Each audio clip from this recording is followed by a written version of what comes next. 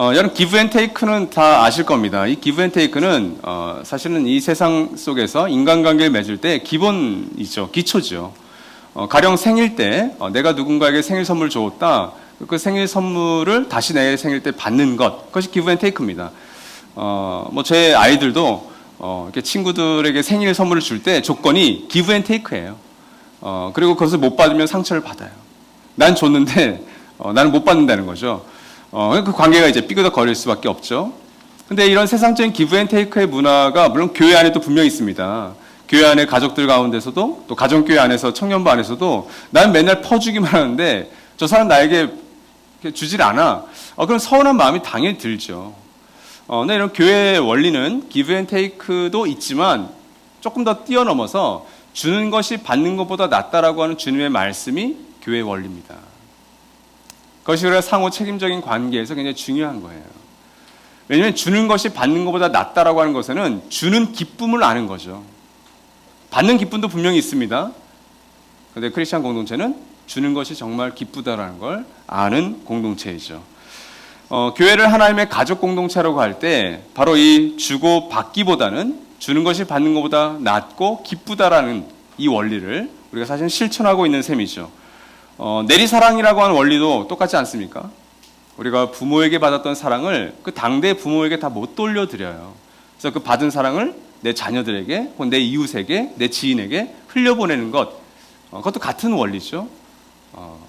그런 의미에서 바울은 이 교회는 세상과 다른 기준에서 상호 책임적인 관계를 오늘 디모데전서 이 5장 부분에서 우리에게 강조하고 있습니다. 우리 좀 길지만 우리 1절에서 16절까지의 말씀, 우리 스크린과 강의안을 보시면서 같이 한번 천천히 읽겠습니다. 시작. 나이가 많은 이를 나무라지 말고 아버지를 대하듯이 권면하십시오. 젊은 남자는 형제를 대하듯이 권면하십시오. 나이가 많은 여자는 어머니를 대하듯이 권면하고 젊은 여자는 자매를 대하듯이 오로지 순결한 마음으로 권면하십시오. 찬 과부인 과부를 존대하십시오. 어떤 과부에게 자녀들이나 손자들이 있으면 그들은 먼저 자기네 가족에게 종교상의 의무를 행하는 것을 배워야 하고 어버이에게 보답하는 것을 배워야 합니다.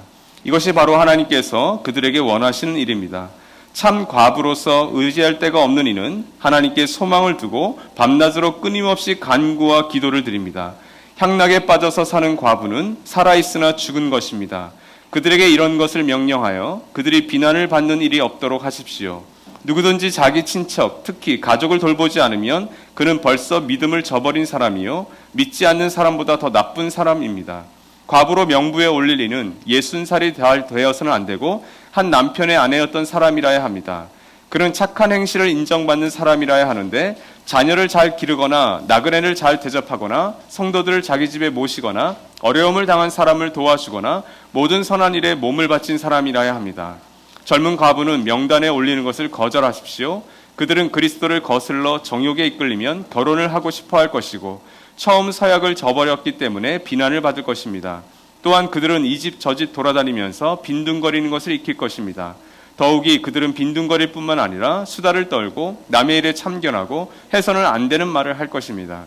그러므로 젊은 과부들은 재혼을 해서 아이를 낳고 가정을 다스려서 적대자들에게 비방할 기회를 조금도 주지 말기를 바랍니다.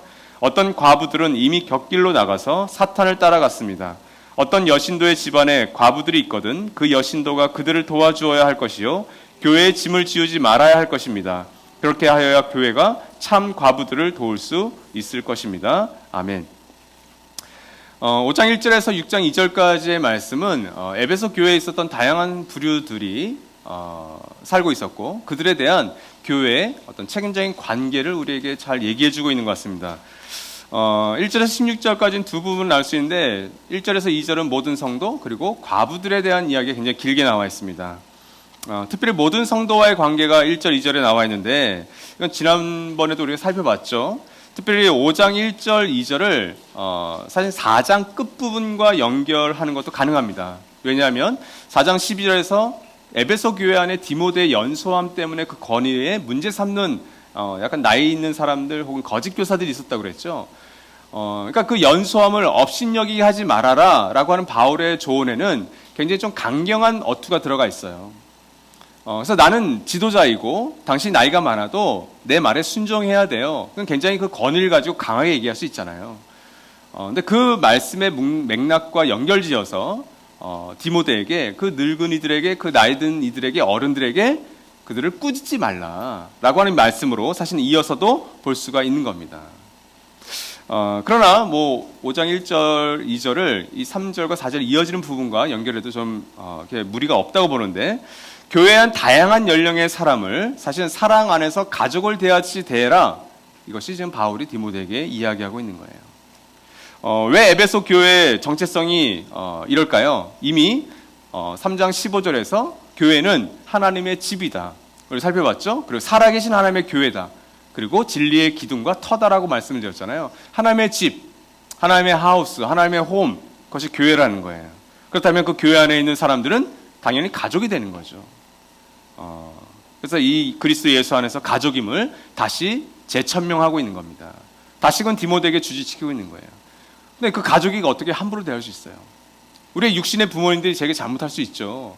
그럴 때 내가 큰 소리로 화내는 건 그건 싸우자는 것이고, 그 육신의 부모님이 나에게 서로 나쁜 짓을 했다 할지라도 그것에 대해서 온유하게 대하십시오 라고 얘기하는 것과 비슷합니다.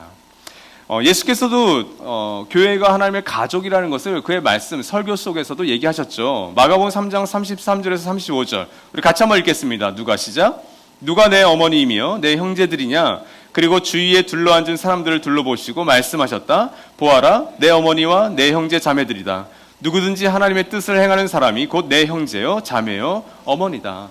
여러분, 우리가 아파트에 살건 뭐 빌라에 살건 어떤 집에 살아도 내 윗집, 아랫집, 내 옆집에 있는 사람의 어려움을 당해도 그것이 공감이 되지 않는 이유가 뭘까요? 가족이 아니기 때문이에요. 가족의 특징은 책임입니다. 그래서 가족 안에서 가장 무책임한 게 뭐예요? 무관심이에요.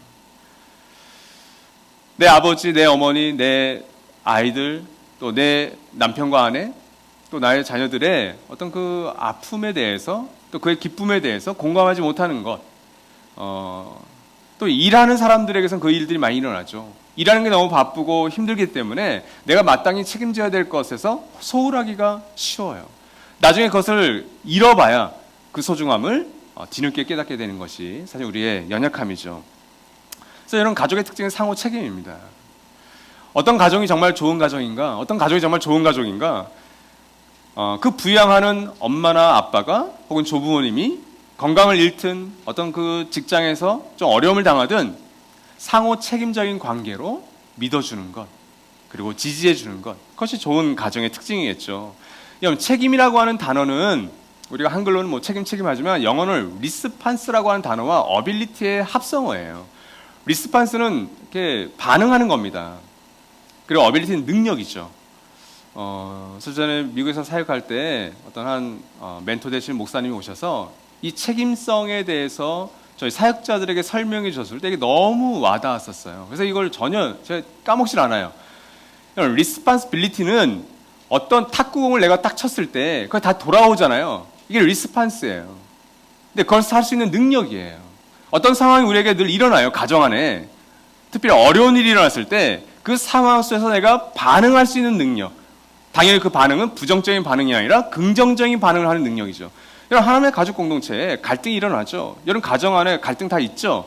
근데 그 갈등이 일어났을 때 어떤 리스판스 할 수 있는 능력이 내게 있느냐? 그게 책임감입니다. 근데 이런 책임감이 없으면 도망갑니다. 그래서 그 사역자들에게 얘기 주셨던 그 책임감이라는 단어의 뜻이 한 8년이 지난 저에게도 여전히 남아있어요. 아, 책임감은 이거구나. 여러분, 책임은 무거운 겁니다. 그리고 무서운 겁니다. 도망가지 않죠. 그게 리스판스빌리티예요. 그러니까 가족은 여러분 상호 책임적인 관계 속에 있는 겁니다. 그러니까 여러분 무관심할 수 없죠. 그래서 여러분 목자님들이 그렇게 하늘 가족과 언약 가족들 데리고 공동체를 신경 쓰는 이유가 거기에 있는 거예요. 본문에 등장하는 과부와 장로와 종 모두는 바로 이 책임성에 기초합니다. 그리고 놀랍도록 상호 책임적입니다. 먼저 과부를 향한 교회의 책임이 3절에서 13절에 잘 나와 있어요. 특별히 교회는 지원해야 할 과부와 지원하지 말아야 될 과부를 나누고 있습니다. 이것을 오늘날 우리에게 적용한다면 글쎄요, 여러분, 한국 교회는 과부에 대해서 별로 신경 쓰지 않습니다. 그렇죠? 이건 지금 달라요, 우리의 상황과. 오늘날 우리는 이 과부에다가 다른 사람들 다 대입할 수 있어야 돼요. 예를 들어 바바집이 수고하는 빈민들, 또 우리 과부는 꼭 결혼해서의 어떤 남편을 잃고 아내를 잃고 이런 과부가 아니죠. 여기에는 모두가 다 들어가요. 그렇죠. 결혼을 했다가 사별한 사람, 혹은 싱글로서 결혼하지 않고 미혼으로서 쭉 인생을 살다가 직장 그만둘 날이 오겠죠. 어려움이 올 때가 있겠죠. 당연히 교회에서는 과부와 동급의 도움을 받아야 됩니다. 그런 의미에서 한번 잘 살펴봅시다. 먼저 교회가 지원해야 될 과부의 조건들이 4절과 5절을 보면 완전히 홀로 돼야 돼요. 그러니까 전혀 도움을 받을 수 없어야 됩니다. 그래서 4절을 보시면 가족의 지원을 받지 못하는 자, 그리고 5절은 참 과부로서 의지했다가 없는 자, 이렇게 되어 있죠. 그러니까 정말 홀로 된 사람이 지원해야 될 과부예요. 교회가 책임을 져야 돼요. 또한 5절에서는 약간 영적인 부분에서 경건한 생활을 하는 자라고 표현하고 있는데, 하나님께 소망을 두고 밤낮으로 끊임없이 간구와 기도를 드리는 자. 누가복음에 보면 안나라고 하는 과부가 결혼 생활이 얼마 안 되죠. 얼마 안 되는 짧은 시간 동안 결혼 생활하고 과부가 되어서 70년 이상을 과부로서 하나님께 반드시 기도하다가 예수님을 맞이하잖아요. 그런 예가 있죠. 경건한 생활을 하는 자. 그리고 9절에서는 60세가 넘어야 하고 한 남편의 아내였던 사람. 그래서 60세라는 것은 나중에 이 교회가 지원하지 말아야 될 과부의 조건이 젊은 과부였어요. 거기에 상대적으로 나이가 좀 있어야 되겠다. 그리고 여기서 말하는 한 남편의 아내였던 사람은 꼭 결혼을 한 사람만 이어야 되느냐? 이것은 한 남편의 아내로서 가정에서 신실했는가를 더 중요시 여기고 있는 거예요. 왜냐하면 이것을 문자적으로 우리가 받아들이면 오늘날 이 과부의 조건에 들어가지 않는 사람들이 많습니다. 결혼 안 하는 사람들이 굉장히 많거든요. 그러니까 이건 여러 가지 문제가 있기 때문에 이것은 우리가 이렇게 해석을 해야 되는 거죠. 가정 안에 신실했느냐? 또한 10절에서는 착한 행실을 인정받아야 했습니다. 사도행전에 도르가 같은 사람, 다비다 같은 그 다비다가 있었죠. 그 여자도 착한 행실을 많이 보였던 사람이었어요. 그래서 네 가지의 착한 행실을 구체적으로 얘기하고 있습니다. 10절에서는 첫 번째로는 자녀를 잘 길렀던 사람, 그리고 두 번째는 나그네를 잘 대접했던 사람, 환대했던 사람, 그리고 3절에서는 성도들의 발을 씻겨주었던 사람, 그 네 번째는 어려운 사람을 도와주었던 사람. 그리고 결론적으로 이렇게 얘기하죠. 모든 선한 일에 몸을 바친 사람. 그러니까 이 뜻은 감독과 집사처럼 이런 일들, 착한 행실에 헌신했던 사람이 과부의 조건이라고 얘기하고 있는 거예요. 그러니까 여러분, 과부의 조건이 단지 그냥 불쌍하고 어렵고 이런 게 아니라 감독과 집사의 직분에 준하는 그런 착한 행실을 했던 사람이었다는 게 굉장히 중요하죠. 아무나 세우는 거 아니다. 이렇게 얘기하고 있는 거예요. 도와줄 때조차도. 그래서 교회가 지원하지 말아야 될 과부에 대해서도 얘기하고 있습니다. 특별히 4절에서는 가족과 친척이 존재한다면 그 사람은 교회가 지원할 수 없다. 그래서 자녀나 손자가 있으면 먼저 자기네 가족에게 종교상의 의무를 행하는 것을 배워야 하고 어버이에게 보답하는 것을 배워야 합니다. 이것이 바로 하나님께서 그들에게 원하시는 일이다. 세번역이 의역을 잘했죠. 그래서 이렇게 하지 않으면 뭐라 그래요? 믿지 않는 사람보다 너희들은 나쁜 사람이다라고 얘기하고 있는 거예요. 그런 사람들은 교회가 지원해서는 안 된다라고 얘기하는 거죠. 또한 6절에서는 향락에 빠진 과부는 돕지 마라 이렇게 얘기합니다. 향락에 빠진다는 게 뭘 의미할까요? 자기 중심적인 자기 만족을 추구하면서 사는 사람. 그래서 세번역에서는 살아있지만 죽은 자라고 표현하고 있습니다. 그들은 참된 과부로서 지원해서는 안 된다라고 얘기하고 있는 거예요. 또한 11절에서 13절에서는 젊은 과부에 대해서 특별히 얘기하고 있습니다. 첫 번째로는 그리스도를 거슬러 정욕에 이끌리면 결혼을 하고 싶어 한다. 이게 11절, 12절에 나와 있죠. 근데 여러분, 재혼은 하나님께서 막지 않으십니다. 예수님께서 재혼을 허락하세요. 바울도 재혼을 허락하십니다. 근데 조건이 있죠. 정욕에 휩쓸리지 않으려면 재혼해도 무방해. 결혼 다시 해. 이렇게 얘기합니다. 그러니까 이 본문 말씀도 문자적으로 우리가 받아들여서만은 안 되죠. 대신 문제는 뭐냐면 12절에서 보듯 교회 안과 밖에서 비난을 받는 것은 조심해라 이렇게 얘기하고 있는 거예요. 그래서 교회가 지원해야 될 과부로서의 서약을 육신의 욕망 때문에 저버린 자들은 교회가 지원하지 말아라고 얘기하고 있는 겁니다. 여기서도 사도 바울은 교회 안과 밖에 있는 평판을 굉장히 중요시 여기고 있는 거죠. 또한 두 번째로는 이 집 저 집 돌아다니면서 빈둥거리는 것을 익힌 13절 전반절이죠. 게으른 자들. 이들은 지원하지 마라. 3절에서는 수다를 떨고 남의 일에 참견하고 해서는 안 되는 말을 하는 사람들, 13절 후반절이죠. 거짓 교사의 거짓 교훈에 빠졌던 여자들의 특징, 남자들의 특징이 바로 이것이었죠. 이집저집 돌아다니면서 옮겨대서는 안 될 말들을 옮기고 거짓 교훈들을 가르치는 자들은 돕지 마라라고 얘기하고 있는 겁니다. 이것이 교회가 지원하지 말아야 될 과부에 대한 설명이었어요. 그렇다면 여러분, 이들은 그저 그냥 교회에서 지원을 받고 교회에서 도움을 받기만 했을까요? 그렇지 않습니다. 14절, 16절을 보면 바로 이 모든 성도와 과부가 교회 안에서 감당해야 될 책임, 의무를 얘기하고 있어요. 그러니까 상호 책임적이죠. 14절 말씀을 보면 책망받을 기회를 너희는 주어서는 안 된다. 이건 모든 성도와 과부에게 똑같이 얘기하고 있는 겁니다. 특별히 과부에게 얘기하고 있죠. 구체적인 3가지 명령, 재혼해라. 그리고 아이를 낳아라. 그리고 그 가정을 잘 다스려라. 이렇게 얘기하고 있습니다. 그래서 책망받을 기회를 주지 말라. 이게 목회 서신의 굉장히 주제예요. 그죠? 교회 밖에서의 그 평판, 책망받지 않는 것, 비난받지 않는 것이 늘 바울에게 관심이 있었어요. 늘 극히 조심했습니다. 그래서 오늘 16절에서 보시면 여신도가 과부를 돌보라고 되어 있어요. 그리고 디모데전서 5장 2절에서 그 여성들을 대할 때, 자매들을 대할 때 디모데에게 부탁한 게 딱 하나 있죠. 자매를 대하듯 순결하게 자매를 대해라. 이게 무슨 의미일까요? 여러분, 가정 안에는 자매가 있고 형제가 다 있습니다. 근데 물론 이 가정 안에서도 성적인 문제들이 일어나요. 그렇죠? 그러나 가정에서 내 아내고 내 엄마고 내 딸이라면, 내 아들이라면 성적인 부분에 있어서는 자유합니다. 순결해야 돼요. 서로가 서로를 위해서. 그러니까 교회 안에서 오늘날 이 남자와 여자의 성적인 문제들이 많이 일어나죠. 이미 2000년 전 바울은 디모데에 이것을 얘기하고 있는 거예요. 왜 그랬을까요? 교회 밖에 있는 사람들의 눈을 봤기 때문에 그래요. 그래서 교회 안에 있는 여자들의 옷차림에 대해서 얘기하잖아요. 그들의 가르치는 문제까지도 사도 바울이 관심을 갖잖아요. 다 교회 밖에 있는 사람들에 대한 평판 때문이었습니다. 그것을 얘기하고 있는 거예요. 오늘날은요, 더 조심해야죠. 늘 얘기했지만 사단은 교회의 리더를 항상 넘어뜨리려고 합니다. 돈과 섹스와 권력의 문제는 항상 우리가 극히 조심해야 될 거죠. 또한 두 번째, 15절에서는 선한 싸움을 싸우라고 책임을 얘기하고 있습니다. 여기서 대적자는 사단입니다.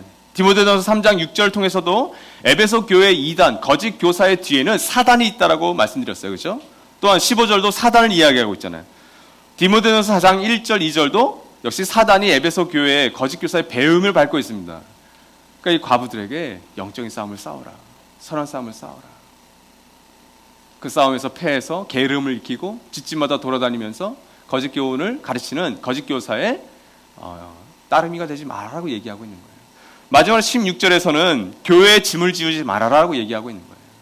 그게 이 젊은 과부들의 책임이었습니다. 가족은 과부를 돌보는 것이 책임이에요. 근데 그렇지 않으면 도움을 받을 수 있는 참된 과부를 교회가 도울 수 없었습니다. 여신도들에게 또 과부를 데리고 있는 가족들과 친척들에게 그들을 도와라.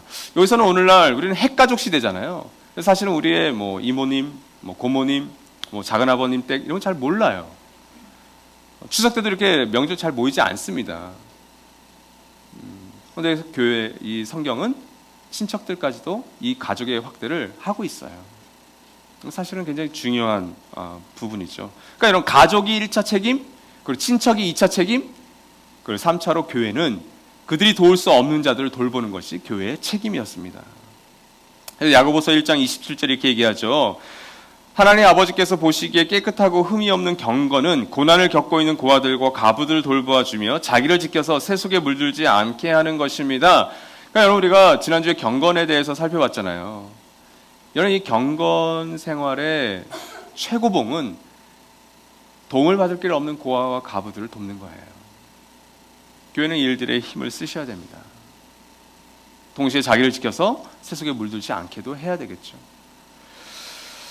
이렇게 과부에 대해서 모든 성도에 대해서 상호 책임적인 부분을 다루고 바울은 이어서 5장 17절에서 6장 2절 전반절에서 장로들과 혹은 감독들이라 할 수 있겠죠. 장로들과 그리고 종들에 대해서 그들의 상호 책임성에 대해서 우리에게 이야기하고 있습니다. 우리 디모데전서 5장 후반부 같이 한번 읽겠습니다. 시작. 잘 다스리는 장로들은 2배로 존경을 받아야 합니다. 특히 말씀을 전파하는 일과 가르치는 일에 수고하는 장로들은 더욱 그러하여야 합니다. 성경에 이르기를 타작마당에서 나달을 밟아 떠는 소의 입에 망을 씌우지 말라 하였고 일꾼이 자기 삭슬 받는 것을 마땅하다 하였습니다. 장로에 대한 고발은 2사람이나 3사람의 증인이 없이는 받아들이지 마십시오. 죄를 짓는 사람을 모든 사람 앞에서 꾸짖어서 나머지 사람들도 두려워하게 하십시오. 하나님과 그리스도 예수와 택하심을 받은 천사들 앞에서 내가 엄숙히 명령합니다. 그대는 편견 없이 이것들을 지키고 어떤 일이든지 공평하게 처리하십시오. 아무에게나 경솔하게 안수하지 마십시오. 남의 죄에 끼어들지 말고 자기를 깨끗하게 지키십시오. 이제부터는 물만 마시지 말고 위장과 잦은 병을 생각해서 포도주를 조금씩 쓰십시오. 어떤 사람들의 죄는 명백해서 재판을 받기 전에 먼저 드러나고 어떤 사람들의 죄는 나중에야 드러납니다. 이와 마찬가지로 착한 행실도 드러나게 마련이고 드러나지 않은 것도 언제까지나 감추어져 있지는 못합니다. 종의 멍에를 메고 있는 사람은 자기 주인을 아주 존경할 분으로 여겨야 합니다. 그렇게 하여야 하나님의 이름과 우리의 가르침에 욕이 돌아가지 않을 것입니다. 신도인 주인을 섬기는 종들은 그 주인이 신도라고 해서 가볍게 여겨서는 안 됩니다. 오히려 주인을 더 잘 섬겨야 합니다. 왜냐하면 이러한 섬김에서 이익을 얻는 이들이 동료 신도요 사랑하는 사람이기 때문입니다. 이렇게 되어 있습니다. 장로를 향한 교회의 책임을 사도 바울은 이어서 얘기하고 있습니다. 우리가 앞서 장로는 감독과 거의 같은 직분으로 여긴다고 말씀드렸죠. 근데 오늘 17절, 18절을 보시면 이 장로를 향한 교회의 책임 가운데 첫 번째는 보수입니다. 보수. 우리 얘기하면 사례죠. 월급이죠. 이 17절, 18절 말씀을 보고 두 종류의 장로로 보는 견해가 있어요. 하나는 잘 사역하는 장로 혹은 잘 가르치는 장로. 그러나 대부분은 이 장로 혹은 감독의 직분을 감당하면서 동시에 말씀을 전파하는 일에 헌신하는 사람 이렇게 같이 보고 있습니다. 근데 이 가운데 말씀을 전파하고 가르치는 일에 수고하는 장로는 더 존경해라. 그렇죠? 근데 그 앞에 잘 섬기는 사역하는 장로에게 존경해라 이렇게 되어 있는데 아마 여러분 세번역 주석란에도 보시면 여러분 이런 건 중요하죠. 그 존경이라는 말에 가로가 열려 있고 그 밑에 보시면 보수 혹은 보상이라고 번역이 돼 있어요. 그러니까 그 번역도 가능하다는 거예요. 그러니까 이것이 여러분 2배를 존경하는 게 무슨 뜻이에요? 내가 누군가를 리스펙트 한다고 그러죠. 존경할 때, 경대한다고 할 때 2배라는 건 추상적이잖아요. 내가 누군가를 존경하는데 나는 이 목사님은 2배 존경해요. 3배 존경해요. 4배. 이거 의미가 없습니다. 근데 여기서 얘기하는 이 존경의 단어에는 항상 물질적인 보수, 물질적인 보상이 담겨져 있어요. 그래서 그들에게는 더 보상해라. 근데 말씀을 가르치는, 말씀을 전하는 장로는 더 보상해라. 더 그들을 말씀에 집중할 수 있도록 섬겨라. 이렇게 얘기하고 있는 겁니다. 그래서 18절이 그것을 근거가 되는 거죠. 18절이 없었으면 그냥 추상적인 존경도 돼요. 18절이 있기 때문에 이게 물질적인 보상이겠구나 얘기하는 거예요. 뭐라고 되어 있죠? 구약의 성경과 예수의 말씀을 근거로 해서 일하는 소에게도 일하는 자에게도 삭스를 주는 것이 당연하다. 일하는 소가 먹으면서 일하는 것 당연하다라고 말씀의 근거로 이 17절의 재정적인 지원을 근거로 삼고 있는 겁니다. 그러니까 우리가 마땅한 보수와 보상을 할 수 있는 거죠. 바울처럼 자비량의 사역을 할 수 있으면서도 바울조차도 어떤 교회에서는 그 사례와 월급을 받으면서 사역했던 거죠. 그걸 얘기하는 거고요. 19절은 소송에 대해서 얘기하고 있습니다. 소송 혹은 고발인데 장로에 대한 소송은 구약 말씀을 근거로 해서 책임 있는 자세로 접근해야 된다고 얘기하고 있는 겁니다. 그래서 신명기 19장 15절에 있는 말씀을 인용한 거예요. 같이 한번 읽어볼까요? 어떤 시작? 어떤 잘못이나 어떤 범죄라도 한 사람의 증언만으로는 판정할 수 없습니다. 2-3 증언이 있어야만 그 일을 확정할 수 있습니다. 특히 구약에는 신명기나 민수기에는 사람을 죽이는 문제에 있어서만큼은 한 사람의 고발만 듣지 마라. 여러 사람의 두루두루 2-3 이상의 증언을 받아라 얘기해요. 그런데 사도 바울은 이것을 인용해서 장로에 대한 리더에 대한 고발과 소송 문제에 있어서는 2-3 복수의 증언을 받아서 진행하라고 얘기하고 있는 거예요. 왜 그렇죠? 여러분 모든 지도자가 모든 사람들의 어떤 환영을 받거나 어떤 지지를 받지 않습니다. 누군가는 그 지도자와 마음이 상해서 그 지도자를 모해하고 그 지도자를 음해할 수 있어요. 2-3 명의 지도자가 모든 사람들의 어떤 환영을 받거나 어떤 지지를 받지 않습니다. 누군가는 그 지도자와 마음이 상해서 그 지도자를 모해하고 그 지도자를 음해할 수 있어요. 2-3 명의 지도자가 모든 사람들의 어떤 환영을 받거나 어떤 지지를 받지 않습니다. 누군가는 그 지도자를 모해하고 그 지도자를 음해할 수 있어요. 근데 여러분, 인간의 마음이 이렇게 좀 간약해서 또 약해서 그 누군가가 그거에 대해서 얘기를 해버리면 마음이 흔들려 버립니다. 흑색 선전이라고 그러죠. 이 흑색 선전은 오늘날의 선거전에서도 유효합니다. 저 사람 나쁜 사람이었대 그러면 그것이 선입견으로 작용을 해버리는 거예요. 그러니까 디모데서 5장 후반절에서 이 부분을 굉장히 얘기 많이 합니다. 편벽되이 얘기하지 마라. 공평하게 얘기해라. 그러니까 이런 일들이 교회에서 많이 일어납니다. 제가 신학교에 있을 때만 해도 이런 얘기 많이 들었어요. 우리 부흥사님들, 목사님들 만나면 교회 안에서 아기를 갑자기 데려와서 이거 목사님 아이입니다. 그런 성도들은 그게 말이 안 되잖아요, 때로는. 근데 가끔 말이 될 때도 있어서 문제지만 말이 안 되는 상황 속에도 사람들이 의심하는 거죠. 우리 목사님이 좀 실수했구나. 사람들이 많이 힘들어하는 거예요. 그런 얘기 좀 많이 들었어요. 그런 것에 대해서 두세 사람의 복수의 증인을 꼭 반드시 동행해라. 리더에 있는 위치에 있는 사람을 보호할 때는 이것은 반드시 필요합니다. 그리고 리더의 위치에 있었던 분들은 아시겠지만 이런 모함을 여러분은 많이 봐주실 수도 있어요. 성적인 부분만이 아니라 돈에 대한 부분, 또 관계적인 부분, 그래서 거기서 보호하고 있는 겁니다. 그래서 20절과 21절 그리고 24절과 25절은 이 장로에 대한 징계와 관련되어 있어요. 근데 이건 장로에 대한 징계만이 아니겠죠. 교회에 있는 모든 가족들에 대한 징계도 여기 다 해당되는 저 봅니다. 근데 여러분 20절, 21절이 얘기하는 건 뭐냐면 장로에 대해서 무고하다면 그것은 피해가면 되지만 두세 사람의 증인을 통해서 만약 이 장로에 대해서 결격 사유가 있고 정말 범죄를 저질렀다면 그 명백한 죄에 대해서는 꾸짖어라라고 얘기하고 있는 거예요. 공중 앞에서 얘기해라. 근데 여러분 오늘날 교회에서 가장 안 되는 게 이 7위 징계라고 말씀드렸죠. 교회 안에서 어떤 목회자가 어떤 리더가 명백한 잘못을 저질렀어도 그래서 은혜로 덮습니다. 덮는 것까지는 괜찮아요. 근데 별로 뚜렷하게 얘기하지 않습니다. 그냥 조용히 떠나가게 만듭니다. 그게 은혜라고 얘기해요.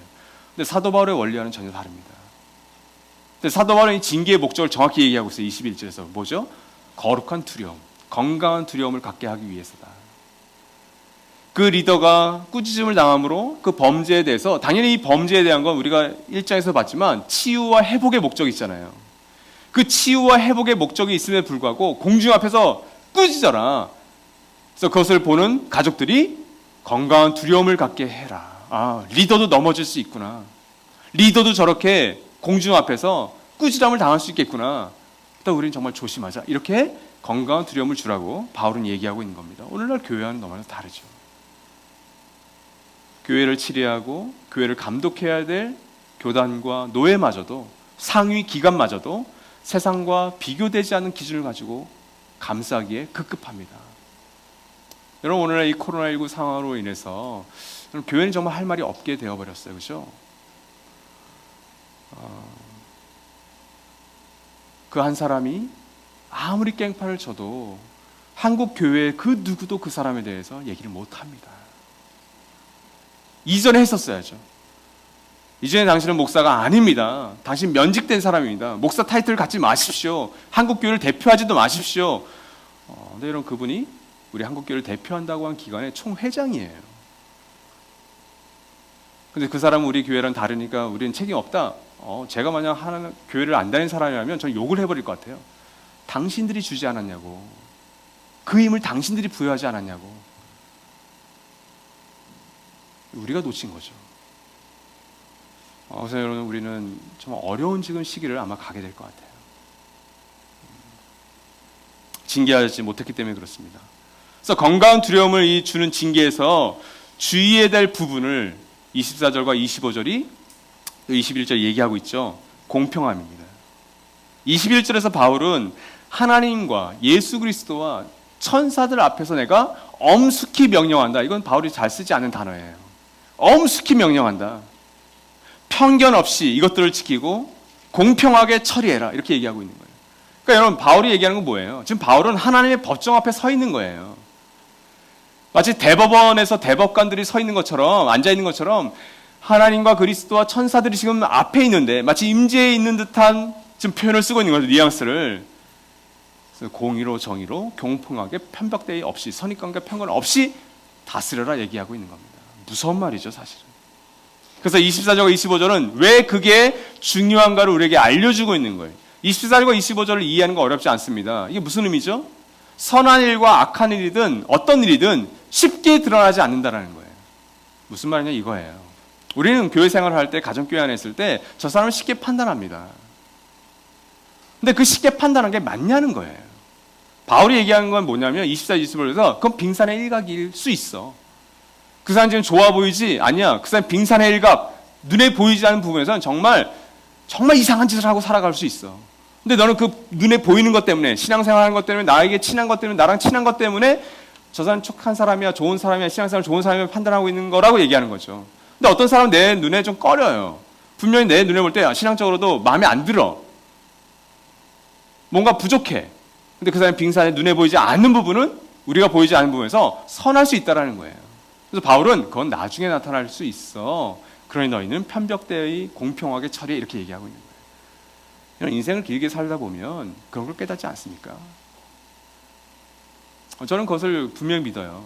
여러분과 싫어하는 사람, 미워하는 사람, 여러분과 좀 이렇게 좀 이해관계가 별로 없는 사람과 한 2시간, 3시간 그 사람의 깊은 이야기를, 삶에 지나왔던 이야기를 다 들으시면 여러분 이런 마음이 드실 거예요. 그래도 난 너 싫어. 이게 아니라 이 사람이 그렇게 행동하는 넌 이렇게 말하는데 그런 이유가 있었겠구나 하면서 공감이 일어난다면 성령의 역사입니다. 근데 여러분 그건 성령께서 역사하지 않아도 세상 속에서 그런 일들이 일어난다고요. 공감은.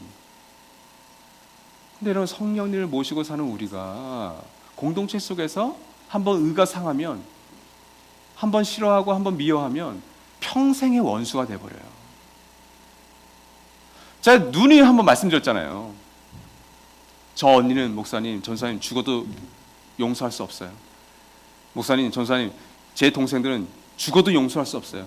근데 그들이 어떻게 정말 하나됨을 경험했다고 제가 말씀드렸죠? 서로의 인생 가운데 가장 아픈 이야기들을 가서 4시간, 5시간 나눴을 때 정말 그 안에 성령께서 역사하셨다고요.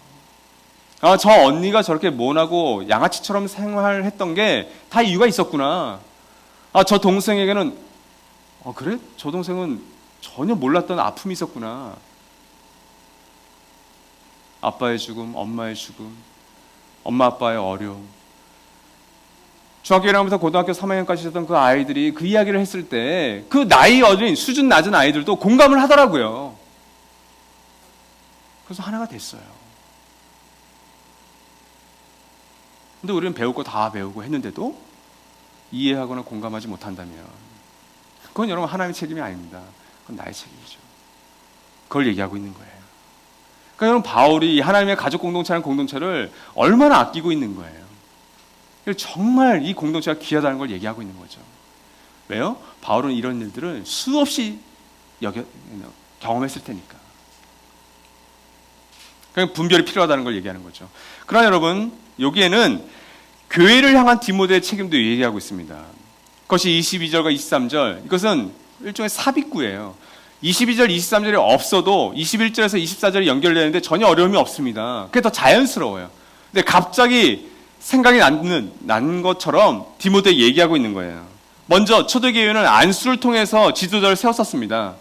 근데 디모데전서 4장 14절에서 그대가 장로의 안수를 받을 때, 그렇죠? 또 디모데후서 1장 6절에서 바울도 디모데에게 안수했어요. 그러니까 이 안수는 어떤 장로나 감독, 집사를 세울 때 사용했던 것 같아요. 바울도 디모데에게 안수했고 어떤 교회 장로들도 안수했어요. 디모데에게. 그러니까 안수는 어떤 리더를 세울 때 어떤 의식이었습니다. 근데 그 의식을 함부로 하지 마라. 경솔하게 안수하지 마라. 경솔하게 지도를 세우지 마라. 라고 얘기하고 있는 거예요. 그래서 22절 후반절은 번역하기가 좀 까다롭습니다. 새 번역으로도 이해가 잘 되지 않을 거예요. 이게 뭐지? 그 제외 참여하지 마라. 뭐 이게 정결하게 하라. 이거 뭐 쉽지만 크리스토톰이라고 하는 교부는 이렇게 번역했어요. 경솔하게 안수하는 사람은 안수받은 그 사람이 범한 죄들에 대한 책임을 져야 합니다. 그렇기 때문에 그에게 안수를 하는 리더에게 책임이 있기 때문에 경솔하게 안수하지 마라. 이런 의미로 번역을 했어요. 이 의미도 담고 있는 것 같아요. 그렇죠? 여러분 내가 세운 리더가 만약 그 리더가 어떤 잘못을 했다. 그 책임은 그 리더를 세운 공동체에 함께 있는 겁니다. 손 딱 씻으시면 안 돼요. 함께 그 아픔에 동참해야 됩니다. 우리 김수현 추기경께서 어떤 잘못, 어떤 상황에서 내 탓이라고 하셨죠. 그것이 오늘 한국 교회에 정말 필요한 부분입니다. 정말 뭘 상식하고 정말 그런 목회자와 그런 교회가 있다 하더라도 저 사람들은 이단이니까, 저 사람들은 좀 비상식적이니까, 우린 잘하고 있으니까, 이 자세가 아니라 그들이 교회인 이상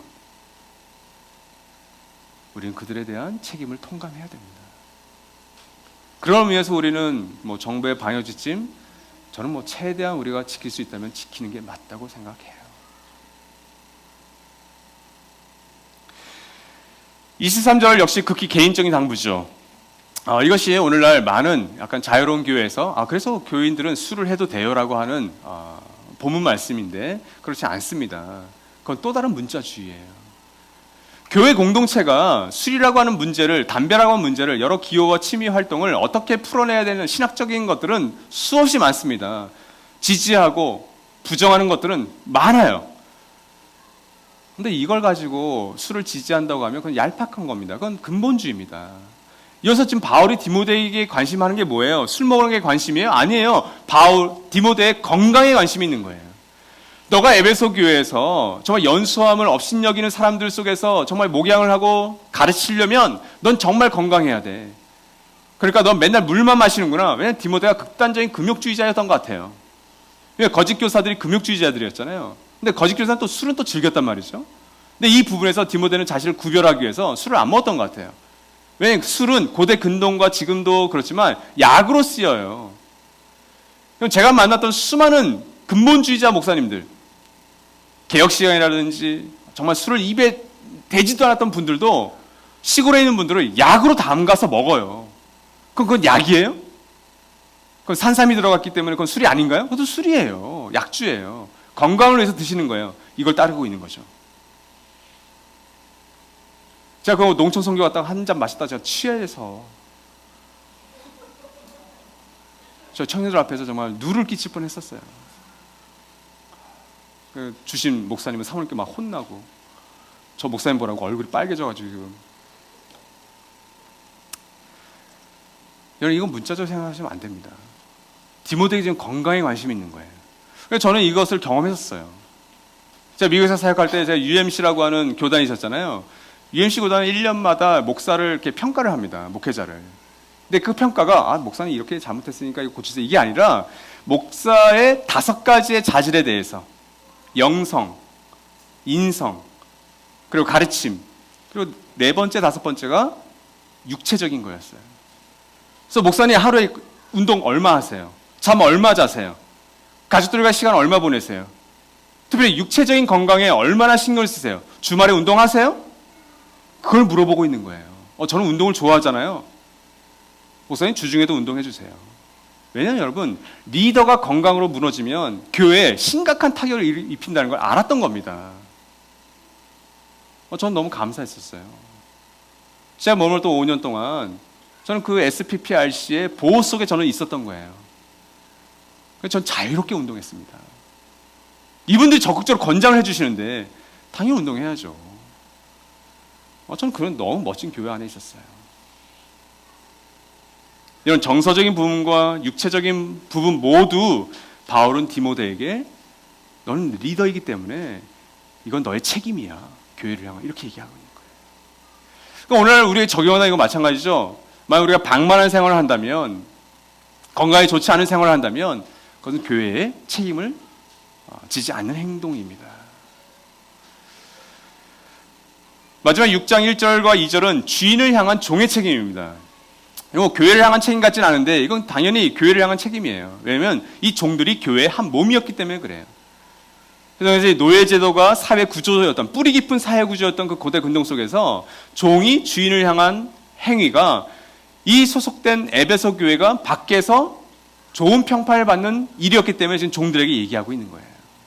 그러니까 바울의 관심은 늘 이 평판에 있는 거죠. 그래서 과부와 장로를 향한 책임에서 보듯 이 종은 주인을 존경해야 됩니다. 바울은 이전에 감독과 집사의 경우처럼 책망할 것이 없어야 된다는 것에 관심이 지금 있어요. 그래서 종의 멍에를 메고 있는 사람, 당연히 노예들이겠죠.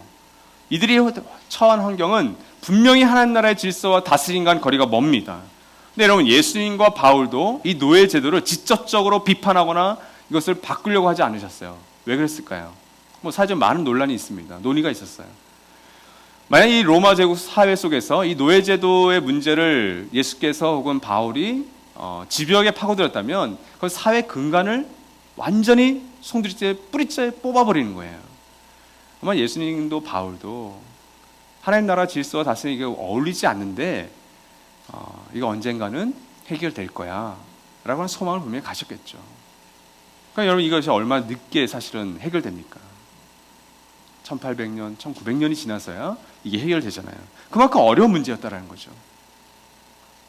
예수님은 약 2000년이 걸릴 그 문제를 당시에 바로 해결하려고 하진 않으셨어요. 대신 그 사회 구조 속에서 새로운 원리와 질서를 알려주고 있는 것이 바울의 관심이었습니다. 2절을 보시면 종은 더 잘 섬겨야 됐어요. 왜냐하면 사회가 규정한 신분과 계급으로서의 종과 주인의 관계였잖아요. 그런데 이들이 예수 그리스도 말미암아 하나님의 은혜로 말미암아 이제는 예수 안에서 신분이 완전히 바뀐 겁니다. 그것이 2절 후반절에 잘 나와 있죠. 이때 신분이 어떻게 바뀌어요? 동료 신도요, 동료 신자요, 그리고 사랑하는 사람의 관계로 바뀐 겁니다. 놀라운 관계죠. 이것을 오늘날 적용한다면 우리 가정교회 안에도 또 우리 교회 안에도 그럴 수 있죠. 같은 직장에서 생활하는 분들이 있어요. 그렇죠? 누군가는 대표예요.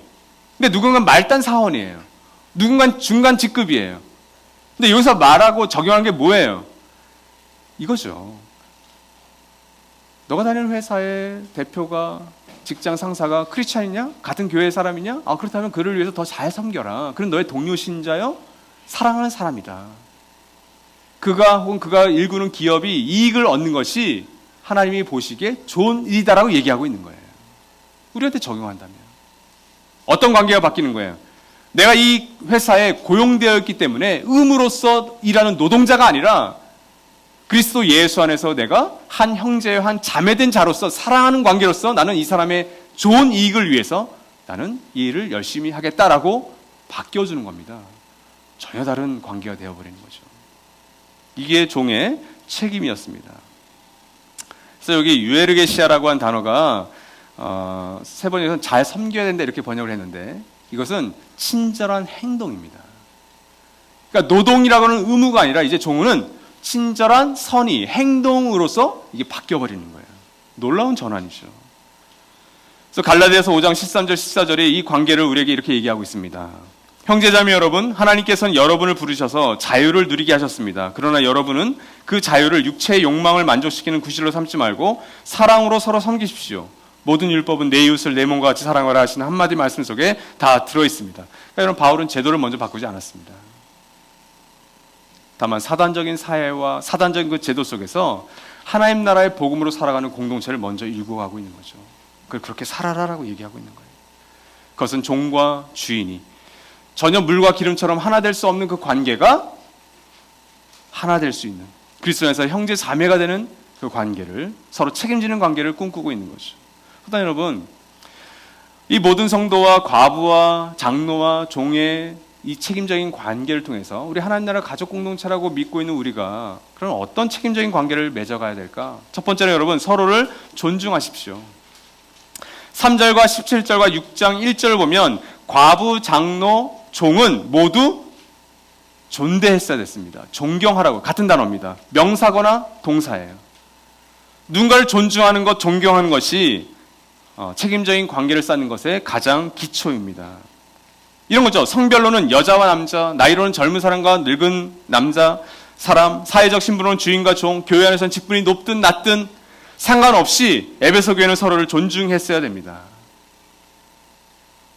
이런 존중하지 않으면 공동체는 세워지지 않습니다. 가족이 서로의 자리를 존중해주지 않으면 결코 하나가 될 수 없죠. 우리 가정은 아버지의 자리를 존중하지 않아 그 아버지는 굉장히 외로우실 겁니다. 십계명의 제5계명, 대인관계 제1 번째 계명은 내 부모를 공경하라는데 이 공경을 헬라어도 같이 번역을 했어요. 똑같은 단어로, 존중이라는 단어로. 그러니까 내 부모를 존중하라는 거예요. 여기서부터 공동체는 시작이 됩니다. 가정에서 부모와 자녀, 남편과 아내, 그리고 자녀와 자녀가 서로를 존중하는 것을 배우고 훈련하는 것이 교회를 세워가는 일에 가장 먼저 된 순서라는 겁니다. 이것이 바울의 늘 관심이었죠. 감독과 집사의 직분을 세울 때도 가정의 일들, 가정의 사역, 가정에서의 잘 하지 않으면 어떻게 교회를 잘 다스릴 수 있겠냐 이렇게 접근하잖아요. 그러니까 가정이 확대되는 게 교회의 일이에요. 그래서 디모데전서 3장 5절에 이렇게 얘기하지 않습니까? 자기 가정을 다스릴 줄 모르는 사람이 어떻게 하나님의 교회를 돌볼 수 있겠습니까? 그러니까 이런 가정교회는 서로를 존중하며 돌보는 곳이에요. 여러분 목자님들 여러분 정말 존중하십니까? 목자님들을 존중하는 태도가 뭐가 있을까요? 뭐 이런 거죠. 쉽게 예를 들어서 너무 크게 생각하지 마십시오. 오늘 막 설교 듣고 우리 목자님께 뭐 선물 보내고 이런 거 하지 마세요. 더 안 주죠. 저러면 그렇죠. 이런 거죠. 갑자기 가정교회 못 가요. 여러분 우리가 어떤 약속을 지켰을 때 그 약속에 대한 에티켓이 뭡니까? 제가 이 약속에 급한 일이 생겨서 못 가게 됐습니다. 어떤 가정교회 못 간다는 얘기 하셔야죠. 그 가정교회 여러분의 취미 활동인가요? 안 가도 되고 그냥 가도 되는 거예요? 에티켓이죠. 내가 오늘 정말 급한 일이 생겨서 목사님 못 가게 됐습니다. 아니 좀 늦게 되었습니다. 에티켓입니다. 기본입니다. 그렇죠? 또 여러분 우리 가족들과 가족들끼리의 에티켓이 있지 않을까요? 나는 집에서는 좀 우통을 벗고 있어요. 가정교회 가니까 편하네요. 저는 좀 벗을게요. 그런 가정교회는 없습니다만, 그렇죠. 누군가는 이렇게 받아대는 행동, 조금 눈살 찌푸린 행동들이 있을 수 있어요. 근데 그것에 대해서 누군가는 참아야 돼요. 근데 누군가 그걸 조심해야 된다는 거죠. 서로 존중하셔야 됩니다. 이 존중이 가정교회 안에 있어야 돼요. 청년부 안에도 마찬가지죠. 일단 존중은 이런 거죠. 경청할 때 공감이 시작돼요. 누군가를 존중하려면 그 사람의 이야기에 공감하셔야 됩니다. 그러려면 경청하셔야 돼요. 저는 얘기하고 나 팔짱 끼고 있어. 얘기하세요. 내 차례 아직 아니네. 나 뭐 얘기하지? 이건 정말 나쁜 경청이죠. 그 사람이 얘기할 때 그 사람의 눈을 봐주고 그 사람의 얼굴을 바라봐주는 것, 그것이 존중입니다. 가정교회가 누군가를 도울 때, 우리 꿈꾸는 교회가 나들면 양평교회를 우리 도울 거예요. 여러분 그 자세로 도울 수 있습니다. 그런 거 하지 않습니다. 우린 누군가를 수혜를 받는 그 입장에서 우린 도와주셔야 되는 거예요. 굉장히 고압적으로 도와줄 수 있습니다. 제가 오이가 오늘 요한 목사님 이렇게 뭐 티 선물 정말 작은 거지만 줄 때 이렇게 사진을 안 찍었잖아요, 그렇죠? 그 키가 누가 더 크셨는지 눌려서 주지 않습니다. 극히 조심하셔야 돼요. 우리의 물질과 우리의 사랑과 우리의 시간을 받는 대상을 존중해서 우리는 도울 줄 알아야 됩니다. 예전에 우리 청년들이 농촌 활동, 농촌 선교하고 그럴 때 그런 일들 많았어요. 농촌 가는데 이게 자유로운 복장으로 가는 거죠. 막 짧은 팬츠 입고 막 나시 입고 막 가는 거죠. 왜? 더우니까. 그럴 수 있어요. 더우니까. 근데 거기는 어디예요? 노인들이에요. 어르신들이란 말이죠. 그들의 마음을 닫아버려요. 그렇죠? 그래서 어떤 농촌 활동에서는 그 어르신들을 반갑다고 안아주다가 갈비를 부러뜨리고 몰상식한 거죠. 골다공증이 있기 때문에 어르신들은 약해요. 그게 존중입니다. 그 존중의 마음을 갖는 건 굉장히 어려워요. 감수성이 굉장히 깊어야 돼요. 우리는 여러 영역에서 감수성이 없을 수 있는데 그런 걸 들어야 되죠. 귀담아 듣는 게 좋습니다. 우리가 누군가 돕는다고 그 사람 비하해서는 안 돼요. 두 번째, 서로를 지켜주는 겁니다. 2절과 7절, 21절, 23절 보면 이 지켜주는 것에 대해서 잘 얘기하고 있죠. 2절에서 젊은 여자에 대해서 조건이 붙습니다. 디모데에게 오로지 순결한 마음으로. 디모데는 젊은 사역자에 속했어요. 그는 젊은 자매를 존중했어야만 됩니다. 그리고 그 젊은 자매를 지켜주어야만 했어요. 오늘날 왜 목회자의 많은 성적인 추문들이 일어납니까? 지켜주지 않아서 그래요. 서로를 지켜주지 않은 거예요. 7절은 어떻습니까? 그들에게 이런 것을 명령하여 그들이 비난받는 일이 없도록 하십시오. 이렇게 되어 있죠. 목회 서신의 주제는 늘 교회 안과 밖에서 책망받지 않는 겁니다. 책망과 비난을 당하지 않도록 우리가 서로를 먼저 지켜주는 것이 필요하죠. 그럼 반드시 필요합니다. 사도 바울이 헌금을 보내는 일에 있어서, 구제헌금을 사용하는 일에 있어서 1중, 2중, 3중, 4중의 안전장치를 했던 것처럼 보호하는 거죠. 또한 21절도 마찬가지죠. 그대는 편견 없이 이것들을 지키고 어떤 일이든지 공평하게 처리하십시오. 여러분, 나와 누군가가 친해서, 나와 누군가와 관계가 좋아서 누군가에게 치우치고 편드는 것은 그 사람을 지켜주는 것 같지만 지켜주는 게 아닙니다. 결국에 서로를 망가뜨리는 행위예요. 왜냐, 그 안에서 사랑해서 진리 얘기하지 않거든요. 6장 1절과 2절 마찬가지죠. 신분이 서로 다른 사람이 한 공동체에 있을 때 생기는 미묘한 긴장 상태를 바울은 잘 알고 있었습니다. 우리 가정교회들도 그런 가정교회들이 분명히 있어요. 또 연합교회 안에도 그런 분들 있죠. 공교롭게도 같은 직장, 또 같은 계열사. 그렇죠. 어디든 일어날 수 있는 부분이에요. 근데 그 미묘한 긴장감을 알았던 겁니다. 그렇다면 어떻게 될까요? 바울은 이렇게 얘기하고 있는 거예요. 당신 위에 있는 누가 봐도 당신 대표이고 리더이기 때문에 그 사람 너무 누르지 마십시오. 형제 자매입니다. 또 있는 아래에 있는 사람도 당신이 위에 있는 사람이 같은 교회 다니고 같은 믿는 사람이기 때문에 만만하게 생각하지 마십시오. 그 사람을 이용해서 당신의 시간을 함부로 쓰지 마십시오라고 얘기하고 있는 거예요. 서로를 지켜주라고 하는 거죠. 그래서 빌레몬서가 바로 이 사도 바울이 빌레몬서의 누구죠? 주인이 보낸 거잖아요. 주인에게 이 종에 대해서 오네시모와 빌레몬의 관계입니다. 이렇게 얘기하고 있어요. 이제부터는 그는 종으로서가 아니라 종 이상으로 곧 사랑받는 형제로 그대의 곁에 있을 것입니다. 오네시모를 보내는 겁니다. 그렇죠? 주인이었던 빌레몬에게 보내면서 이렇게 얘기하는 거예요. 이제 그는 종이 아니에요. 종 이상으로 사랑받는 형제로 그대의 곁에 있을 것입니다. 이게 서로를 지켜주는 겁니다. 너무 멋지죠? 가정교회 안에서 우리의 관계는 굉장히 친밀합니다. 한국교회 안에도 저희처럼 친밀한 관계로 호칭과 관계를 맺는 집단은 거의 찾아보기가 어려워요. 정말 그렇습니다. 그 친밀함이 사실 우리의 복장에서도 다 드러나요. 그런 거 아세요, 여러분? 제가 타이를 하지 않죠. 그리고 오늘 우리 마을지기께서는 반바지.